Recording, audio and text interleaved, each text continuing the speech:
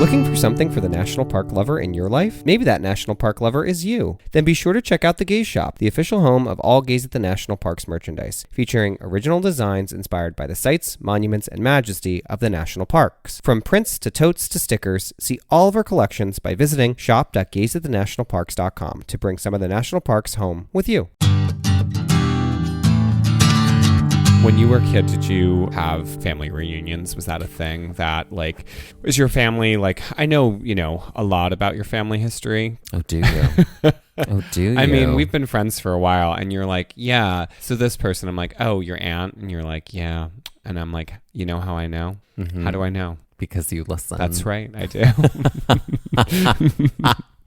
Yep. Usually they add an expletive before that. But yeah, that's right. Mm-hmm. Yeah. Mm-hmm. So yeah, did you have family reunions when you were a kid, or have you done them, like, maybe if you weren't a kid, like as an adult now? Well, my immediate family is pretty big. Mm-hmm. And by immediate, I mean like my first cousins. I have a ton of first cousins, Mm-hmm. and we see each other. Like when I go visit them, it's like we're all hanging out, Mm-hmm. and we all adore each other and are obsessed with Mm-hmm. each other. So it kind of feels like a family reunion then. Okay. I do remember like being young and seeing like movies where like people would be like, oh, it's a whole family reunion weekend and there's t-shirts and events, and I was like, what is this? What white nonsense? why are people doing this? I remember asking my mom, and she was like, yeah, we don't need to do that because we see each other plenty. Right. And I was like, oh, okay, that makes sense, I guess. But there was one time there was a family reunion I went to as like a very young person, and it was just like a lot of people I didn't know. Mm-hmm. And it was like sort of extended family. And I just was like, I Right. did not have a good time. I was like probably 7 years old, but I was like, all the people my age here are mean. So I didn't enjoy it. They were. It was a lot of like, I'll go play with those people. And I was like, no, I won't do that because they're mean. Mm-hmm. They were like, we had a trauma. Mm-hmm. We had a moment where like they were not friendly. And I just was like, I don't want to be with them. I was like, no, I'm going to stay here. Mm-hmm. So yeah, other than that, I do feel like holidays generally are an opportunity for family reunions that usually do happen. Got it. What about for you? You So- have a very large family. So my dad's side of the family is very, very large. So we would actually do like a fairly big family reunion almost every summer at like my dad's, one of his aunt's houses. Like my grandmother was one of like 9 kids. So it's like that side of the family. Mm-hmm. My grandmother and her brother actually married my grandmother married my grandfather, obviously, my dad's dad. And That's obviously, I mean, no. Okay. It doesn't have to Well, be. anyway, my grandmother and her brother married a brother and Each a sister. other. Married a brother and a sister. Okay. It's interesting because I just had my great aunt just passed away, and it's weird because that's the other side of the family is there, so it's like we're related and like it's like a weird circle somehow. Yeah. But yeah, we would always do family reunions. There were a lot of cousins, like my immediate first cousins would always be there, but then it was like every other cousin from these like 9 grandparents, their kids, their grandkids, my generation, my second cousins. So it was a lot of people. We have photos of like 100 people on a lawn. Yeah, that makes sense. Yeah. So family reunions were pretty typical. I feel like there were costume parades and like field events that were happening. That sounds like a drag show. A costume parade. And that's where I learned. And that's where you learn. Exactly.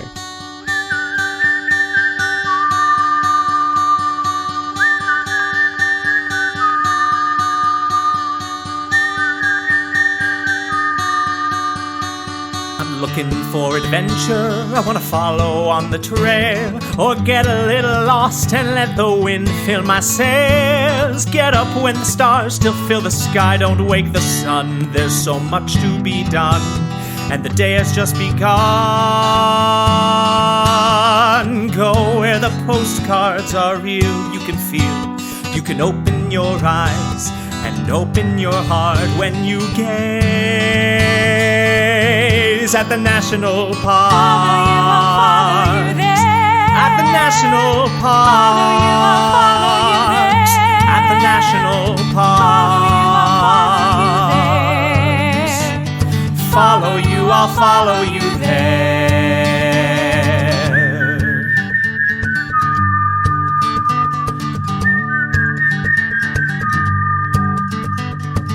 We would like to acknowledge that while visiting and hiking the land, also known as Badlands National Park, that we are on the traditional and stolen lands of the Cheyenne, Oceti-Sakowin, and Minikoju people. So on this day, we had gotten up from a very restless night of sleep. Right, because of a loud family reunion happening at that campground we were staying at. This will all play out in season 6 because Wind Cave.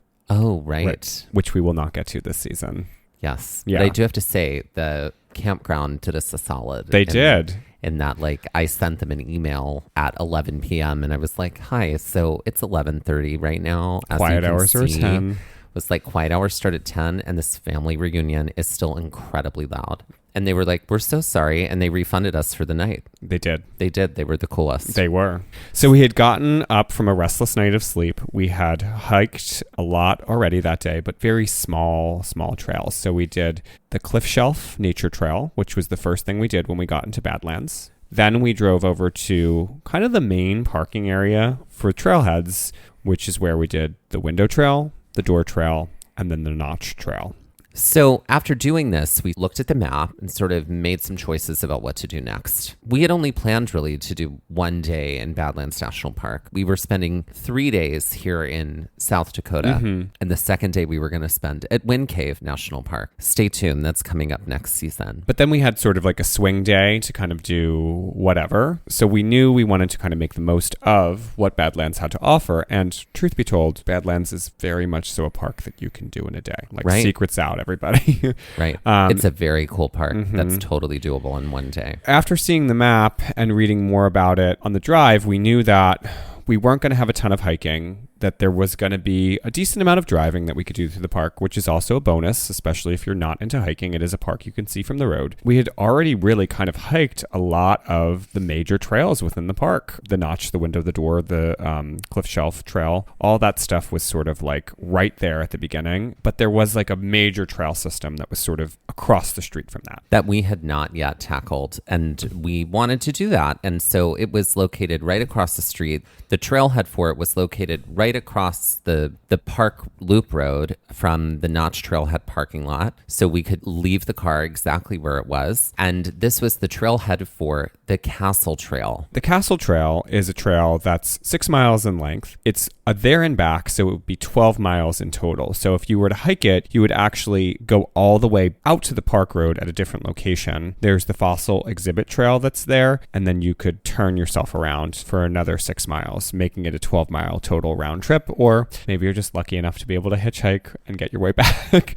Something we weren't going to play around with this day. Correct. Doing 12 miles was not in our highest interest at this moment because it was already very hot on this day. And just by like looking into the distance, the trail was going to be incredibly exposed. Read completely exposed. Yes. Yeah. However, there were some trail junctures that crossed this trail that would allow us to sort of make a fairly long loop without suffering total heat death. The other trails that we would get on included the Medicine Route Trail, the Saddle Pass Trail, which in the end sort of give us like a balloon with a string like shaped trail, with the first leg being the Castle Trail, which would sort of be like the string to the balloon. The nice thing about the trailhead is that the map is in the park brochure and it's pretty much printed there for everybody to see. So it allowed us to reconfirm our plans because we were working off of a Moon Travel guidebook at this time, kind of like figure out what the trail would look like and how we were going to kind of proceed. That's right. And the map that was in the park brochure, the map that was at the trailhead, the map that was in the Moon Travel Guide all sort of matched. It was great.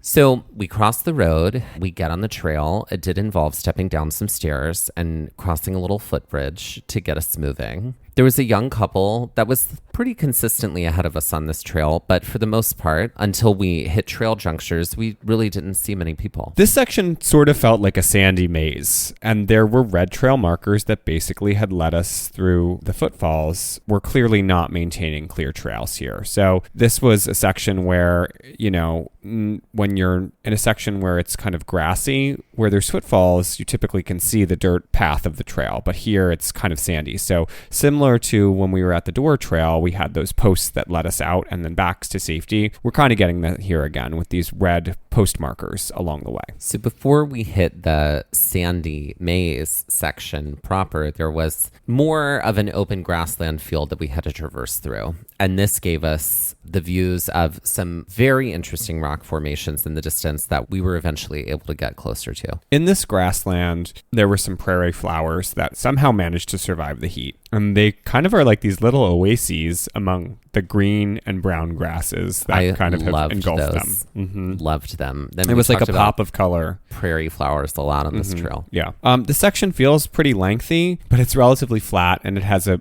interesting landscape to take in, specifically the rock formations that you do eventually get close to and basically kind of walk amongst. The rock formations and the cliff formations here sort of look like folded cubist origami. They have very sharp, angular faces, but they also have like a weathered look at the same time. Erosion.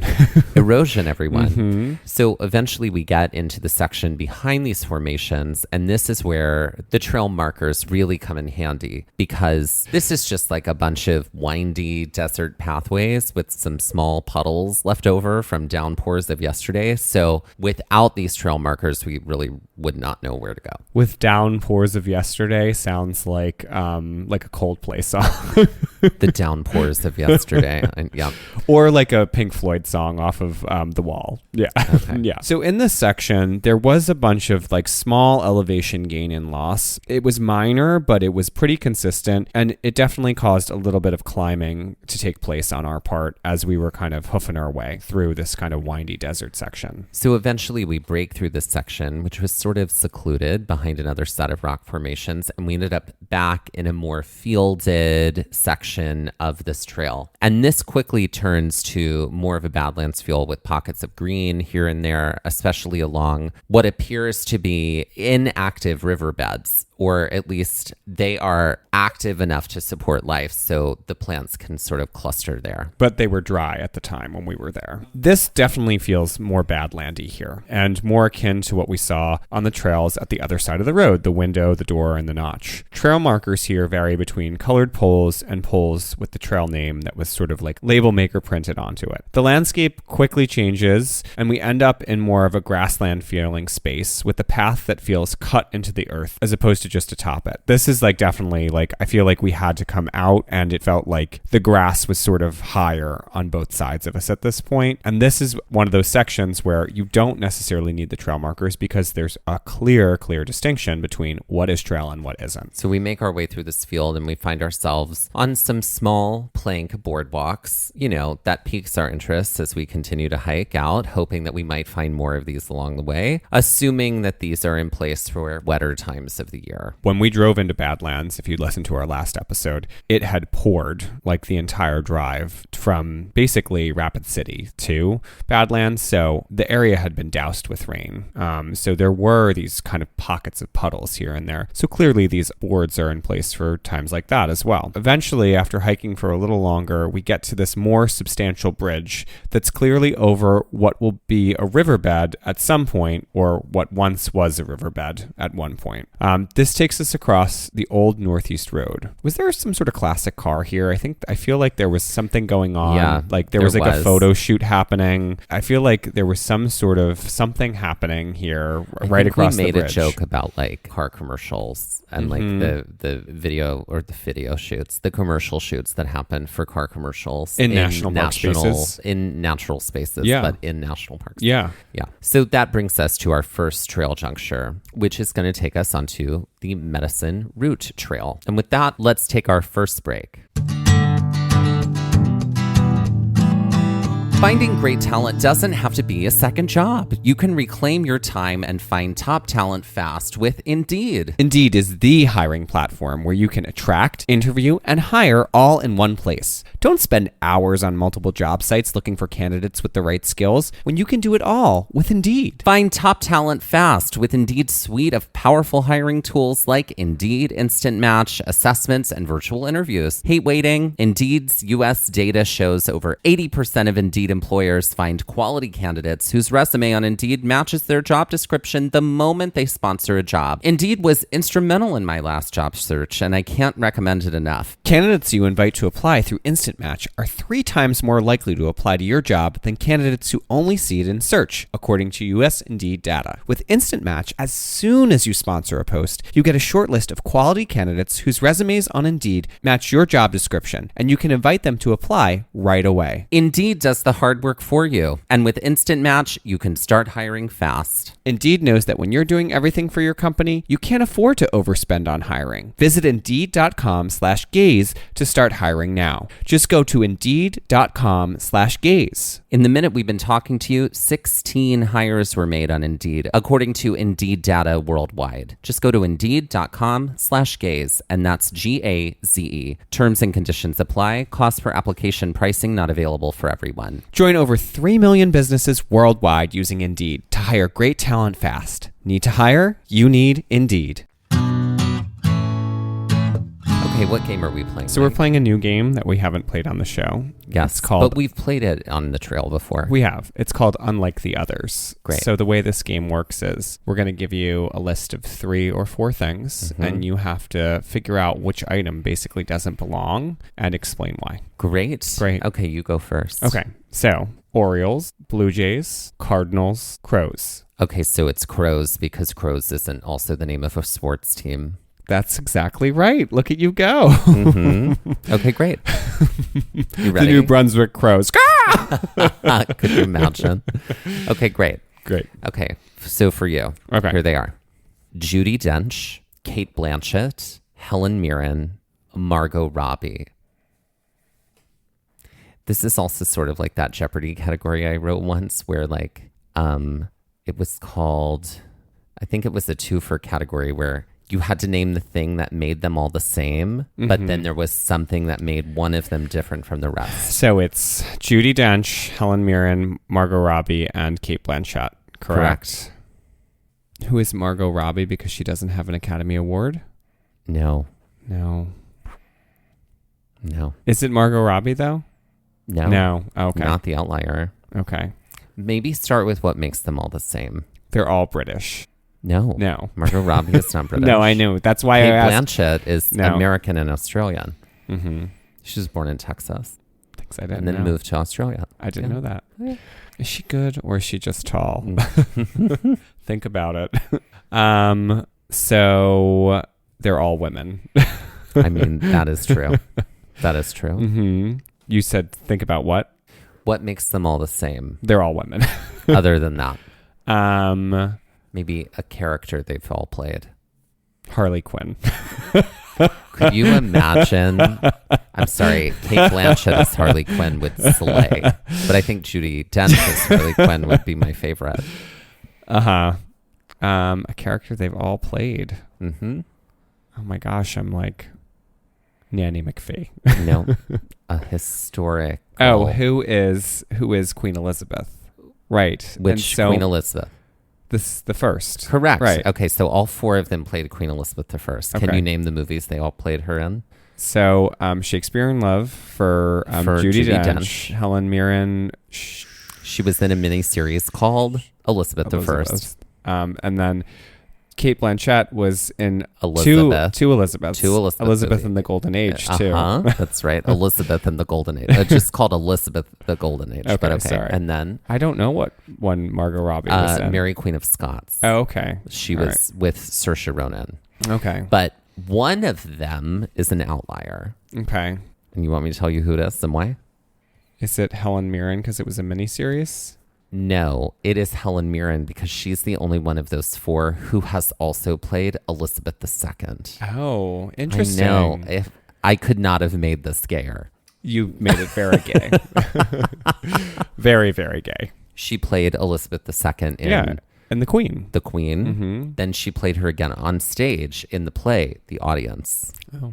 on Broadway. And also in Clearly England. she's, making money off of a now deceased monarch. Apparently. Yeah. She was she like made the times like when she was doing The Audience in New York because she took the subway to the theater every day. Good for her. And everybody was like, look at Helen Mirren just riding the subway to the theater. Mm-hmm. She was like, I don't need car service. Don't get me car service. I will take the train. After crossing the bridge on the Castle Trail, we hook a right onto the Medicine Route Trail. And this is very different from the Castle Trail. It's less of a Badland feel here. This is feeling more very exposed grasslandy once we turn onto this trail.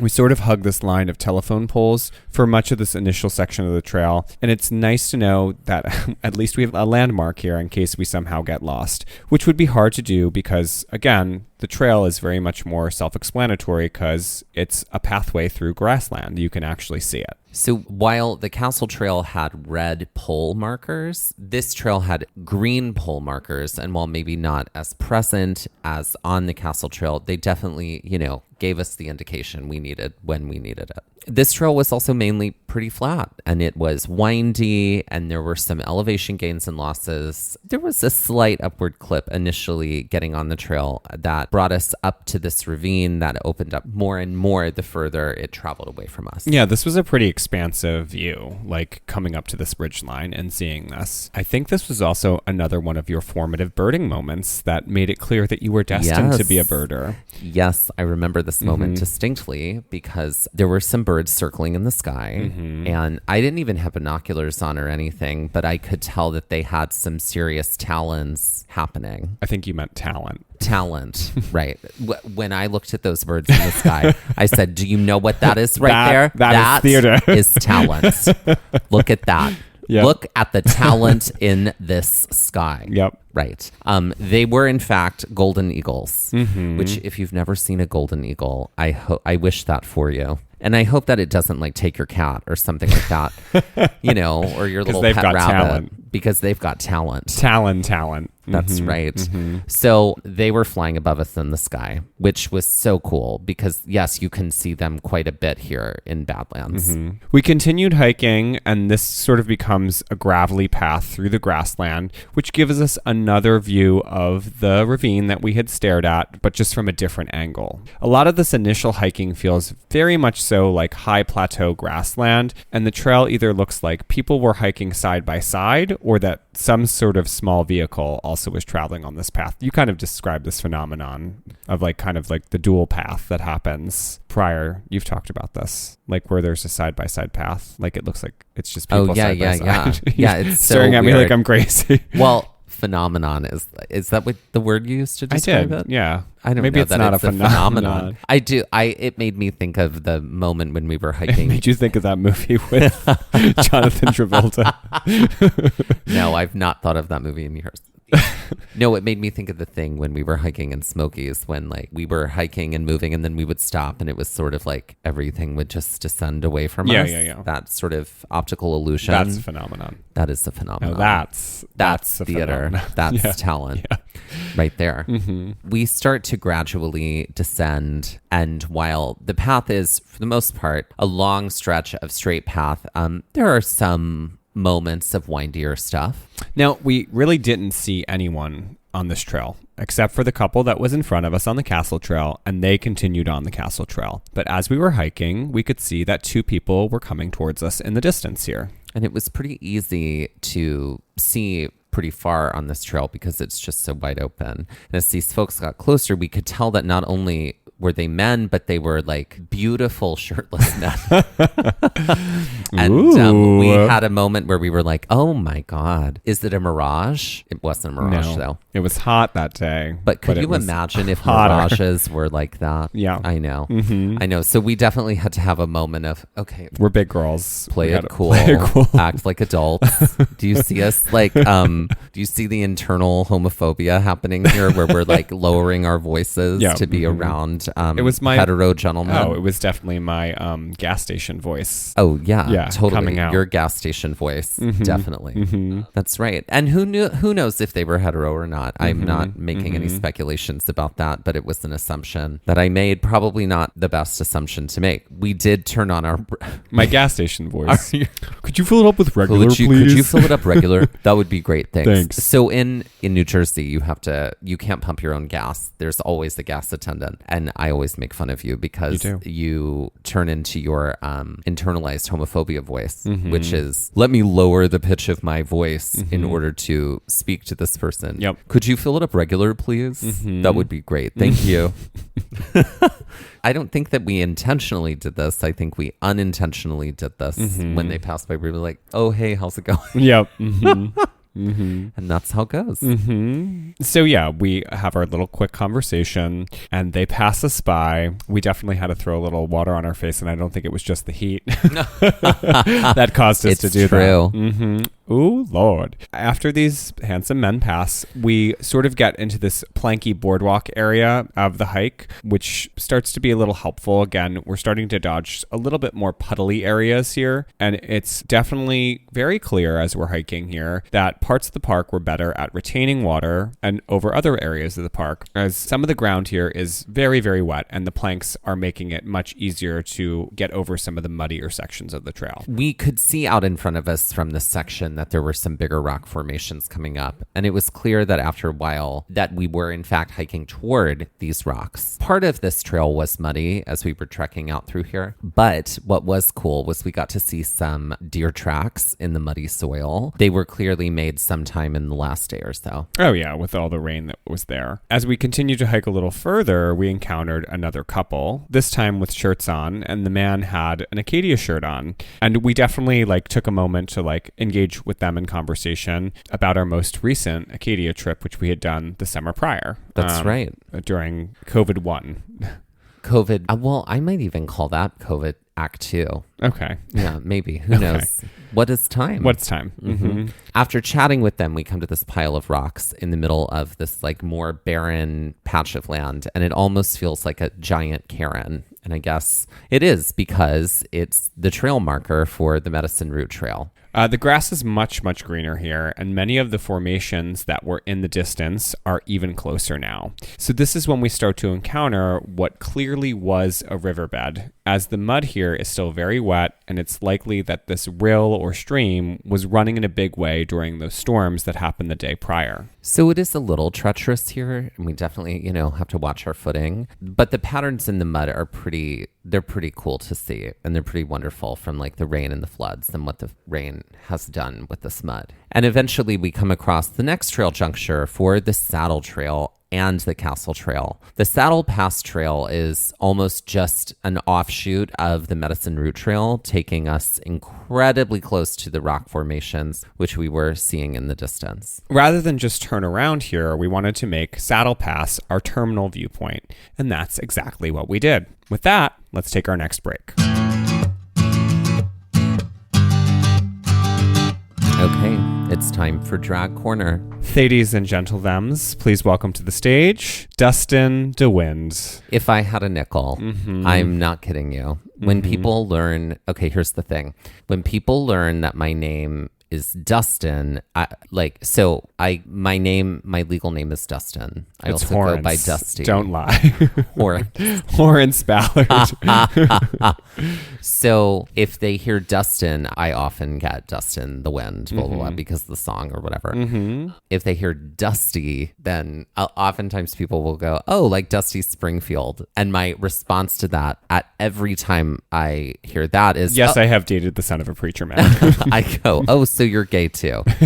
That's always my response, because I'm like, not that only gay people know or queer people know Dusty Springfield, but Making assumptions again. Just like again. on the trail. Yeah. So Dustin DeWind. I mean, I have to say, every people try and come up with unique nicknames for me with the word dust. Busty Dallard. Right. There's something like that. I have heard all of them. There is nobody that has come up with one that is original anymore. I've heard all of them. Dustin DeWind being one of them. But if Dustin DeWind were a drag king, what kind of drag king would he be? Well, I mean, I feel like there's a little bit of an homage to the Wizard of Oz and like cyclones. I feel like there's also some pageantry of changing from black and white to colored outfits here, if we're going to lean into I like that.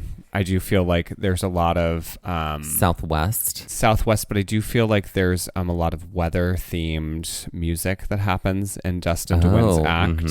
Maybe I'm Dustin DeWitt. Maybe you are. I am. Maybe Dustin DeWitt is the spokesperson for Thunder, since we're talking about Thunder well, again. why not? Why not? This season. The Thunder app, the Thunder which app. we need to make for people who want to date and love talking about the weather. Yeah, so I feel like, It's Raining Men definitely is a part of the act, like at some point. Sure. I feel like Heat Wave is a part of the act. Yeah. I feel like it's all those sort of like girl Rain group, on Me. like big numbers. Yeah. Oh yeah. Yeah. So I feel Definitely. like it's like he's a weather king. I like that. I also like the idea of Dustin DeWitt having like a whole look that is like, I like the idea of it being transformative, like whatever the looks are. And I do want like half of the number as an actual tumbleweed. Like I'm just a tumbleweed. And then it turns into a beautiful gown. Oh, okay. Oh, yeah. I also think it could be funny if like they make themselves up in a way where their clothing is looking like it's blowing in the wind, but it's like stiffened. So it just like is this look where they look like they're wind blown all the time, like with some very starch specific I love outfits. that. I live for that. I think their merch is wind chimes. I love that. Yes, wind chimes. Oh, Yeah. this is good. Yeah. This is really good. Yeah. Right? And maybe they do drag shows in like, like nurseries with plants. Oh, Not with nurseries. children. I was like, what? Sure. Can you imagine? Yeah, I was little like, babies tipping queens and kings from like their bassinets. Yep. So, ladies and gentlemen, please welcome to the stage Dustin DeWitt. I feel like we missed an opportunity for Dustin DeWitt to have like a whole bit about farts. And I feel like there's a whole, I feel like fart sounds is just part of the act somehow.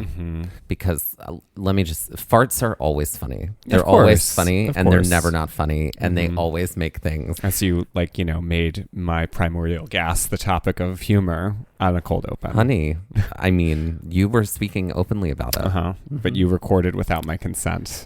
You knew I was recording. I don't want to hear that. That's not true. You knew. She knew. So after getting to the trail juncture, we have to cross over the Castle Trail, which is what we're going to return on.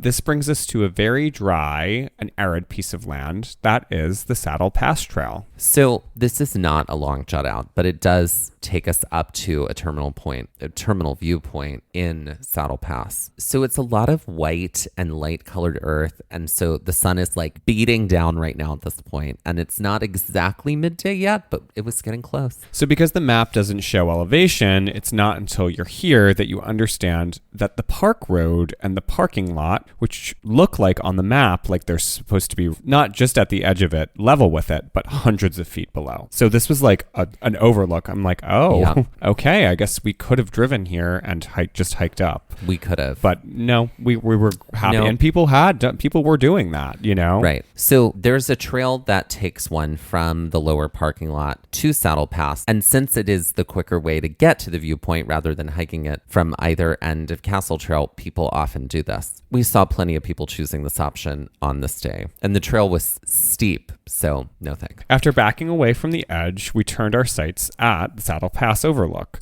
We had to hike up this seemingly easy-looking switchback to get to the top, all of which kind of looked very straightforward. The trail itself didn't have a ton of traction, so while it's not steep, there's definitely some hands and feet action happening here at specific parts. Specifically, as you round up the switchback and need to head up the straightaway section that's going to take you out to the overlook. I just remember, I feel like everybody was sort of like, okay, well, got to put our hands down now because otherwise you're going to just eat it. Oh yeah, there was it was plenty just of slippery that. trail, So we were traveling up with a family who was in front of us, and they did, let us take the lead in front of them after a bit. But once we got up to the top, there was a little bit more climbing to do. That takes us to this little turret viewpoint. And there were some great views of cliffs to the left and to the right, and a lot of open space ahead. And in this spot, we could turn around here too and get a good view of Castle Trail and Medicine Route Trail from a higher vantage. After spending some time up here and taking in the view, we turned around.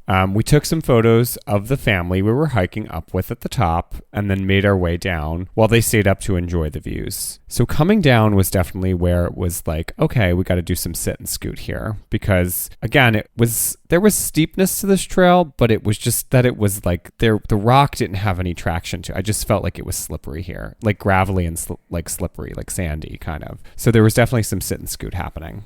Yeah. And after walking back through the arid section, we wind our way back to the trail juncture and we take a right to get on the Castle Trail again. So this was a section of the trail that we had not done.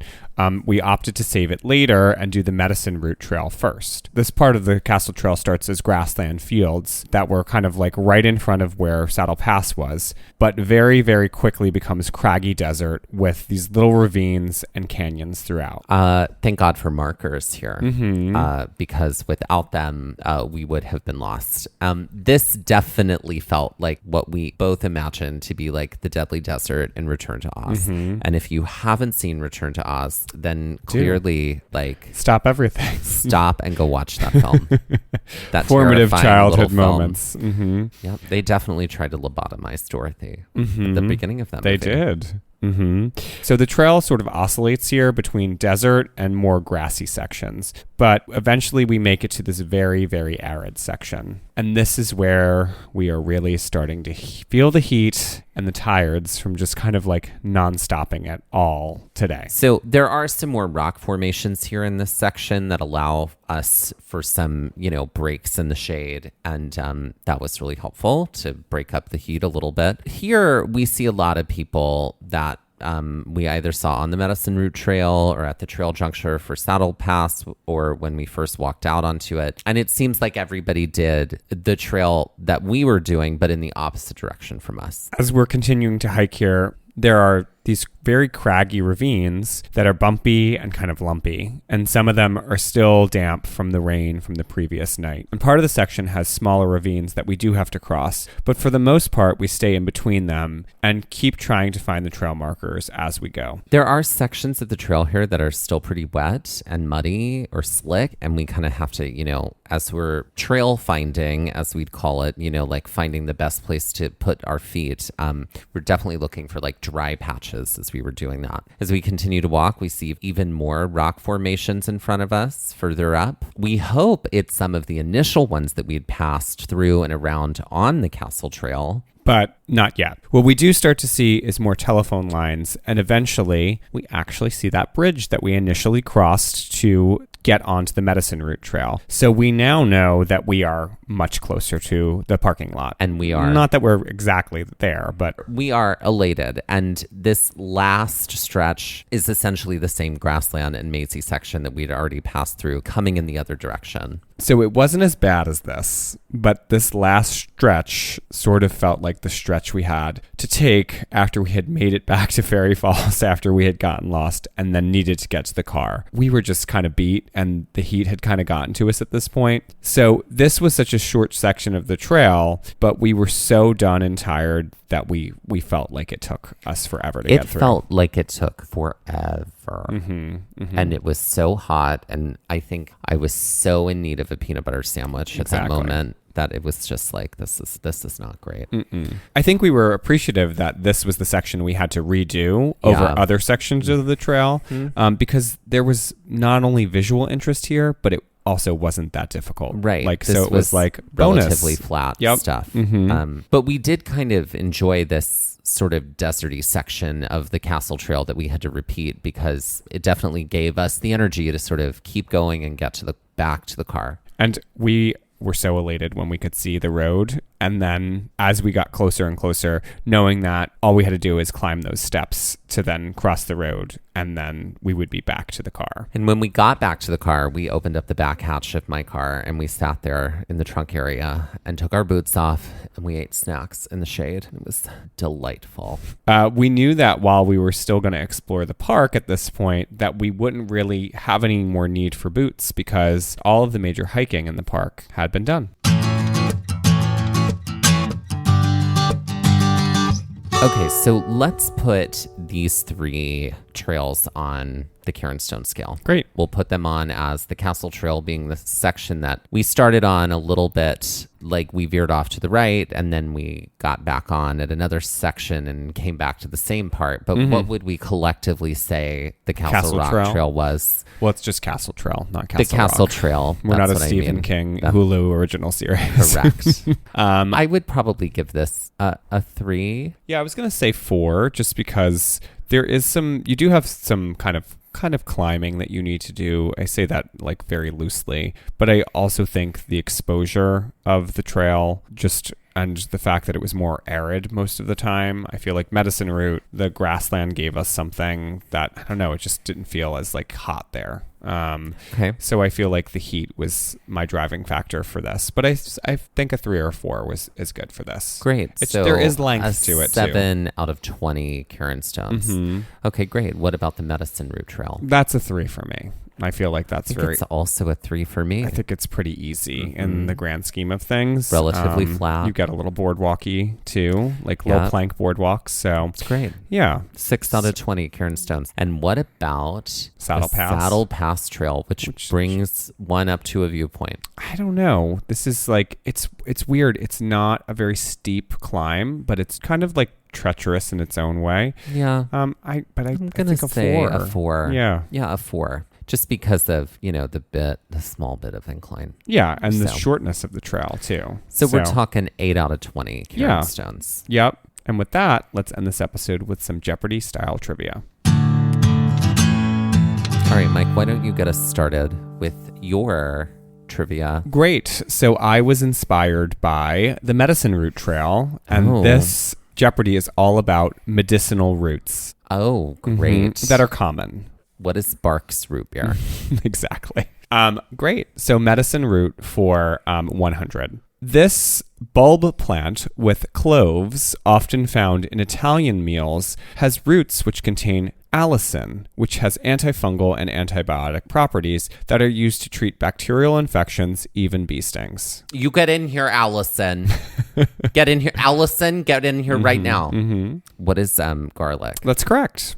Great. For 200, this gnarly root is chock full of antioxidants and used to cut down on fermentation and constipation, and is often found on the side of sushi platters with wasabi. Oh, what is ginger? That's correct. Great. Look at you, so unsure of yourself, but knowing. Great. Great. For 300, this root of this small, yellow, pesky garden weed is one that is used as a mild laxative and to improve digestive health. Oh, a yellow garden weed? What is... Like a yellow flowering garden weed. What is a sunflower? Is the sunflower a weed? No, but you said it was flowering. Yeah. What is the daffodil? No. What is the dandelion? That's right. Oh, I got there eventually. But would you say a dandelion is a weed? Yeah. Oh, I didn't know that. Yeah. Well, they're considered to be weeds. People try to get rid of them as often as they can. Okay. And apparently if you want to use dandelion from your yard, you just have to make sure it's not sprayed, obviously. It's unsprayed? That it's not sprayed with chemicals. Well, yeah. Yeah. Oh, yeah. Okay, great. All right. For 400, this small orange root is used as a dye, a spice, and as a salve for a variety of conditions, including inflammation. What is turmeric? That's correct. Look at me. Look at you. Unsure but knowing. Unsure but knowing. That's like all of us when we're still in the closet. That's unsure but knowing. Knowing. That's our status on Facebook or on MySpace. Unsure but knowing. Great. And for 500, this purple coneflower found in eastern and central North America has roots which are used to help fight the common cold and boost immunity. Purple Coneflower. coneflower. So it's not a lily. And it's often like if you were to get like a tea, you would see this tea. It's also like you could take this as a medicinal like pill, or it might be like in a medicine as well. What is lavender? No. What is chamomile? No. No. What is oleander? No. No, You'd and be that dead. That is deadly. That's dead. Okay. What is echinacea? Oh. Mm-hmm. Yeah. I wouldn't have known that. No. Well, that's a $500 clue. Well, so there there we you go. go. You did really well, though. Thank you. Unsure but knowing. Unsure but knowing. Okay, great. All right. Are we ready for my category? Yep. I was inspired by the Castle Trail. Great. Castle is a word with a silent T. And so this is called Words with a Silent T. Are you ready for 100? Words with the silence. Spill the tea. Yeah. Uh-huh. For 100, the thing that you do very well all the time and remind me constantly.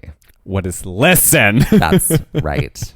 Okay, and for 200, another thing that you do all the time and was also the title of a recent J-Lo film. What is hustle? That's right. But it's hustlers. Yep. Yeah. Well, exactly. And for 300, this word means a little more than sometimes or occasionally. What is often? That's right. Because that is a silent T. Often and soften. That's right. Soften. No. Soften Often and soften. Soften is It's like a Boston accent. No, Soften sounds like someone's name. My name is Soften Smith. Soften Foster. Soften Foster. Jeez. Okay, great. For 400, this is a padded undergarment that is used to add fullness to period gowns. No. What? It's often used with that word from the J-Lo film. What is a bustle? That's right. Okay. A bustle is like a padded, like... It's often used in wedding dresses, right? You have Yeah. a bustle? Yeah. And your it's train. a thing to make it, you know, poofier Fuller. up at the top. Fuller. Yeah. And for 500, not to be confused with the daughter of Sarah Palin, this word is often associated with brooms or brushes. What? I really had to think of her name. But it's not Bristol because there's no silent T. What is Correct. Bristol? That's right. Look at that. Bristling. Unsure but knowing. Unsure but knowing. Look at you, unsure but knowing.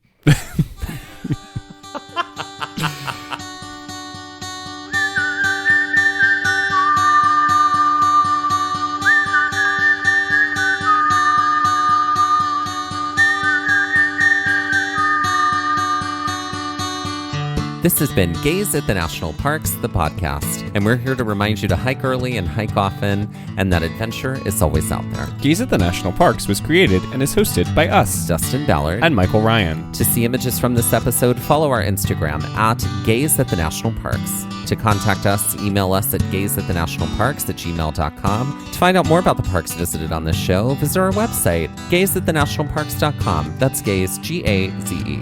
All original artwork featured on Instagram, on our website, and in the Gaze Shop is by me, Michael Ryan. All original music was written and performed by Dave Seaman and Mariella Klinger, with Sean Sklios on guitar. Our music producer is Skyler Fortgang. This episode was edited by me, Dustin Ballard. We would also like to acknowledge that while recording this episode, that we were on the traditional and stolen lands of the Lenape people, also known as Middlesex County, New Jersey.